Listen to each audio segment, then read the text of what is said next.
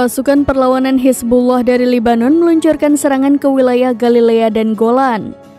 Menurut laporan media Israel, lebih dari 100 rudal yang ditembakkan perlawanan kedua wilayah tersebut.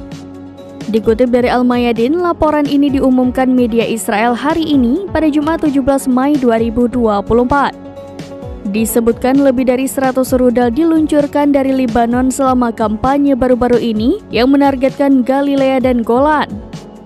Hizbullah mengatakan mereka membalas tindakan Israel yang menyerang desa Najariyah. Serangan Israel yang diluncurkan Jumat pagi ini menewaskan warga sipil. Merespon hal itu, Hizbullah meluncurkan 50 roket Katyusha menargetkan pangkalan logistik Snobar di Golan yang diduduki. Dua sasaran militer terkena dampak dari serangan rudal yang intens yang diluncurkan ke arah Golan. Sementara media Israel menghitung penembakan lebih dari 140 roket dari Lebanon ke arah pedalaman sejak dini. Dalam beberapa hari terakhir, laju penembakan Hizbullah dinilai seperti Perang Lebanon Kedua atau Perang Juli pada tahun 2006. Israel dilaporkan saat ini tengah meningkatkan kewaspadaan mereka di wilayah utara.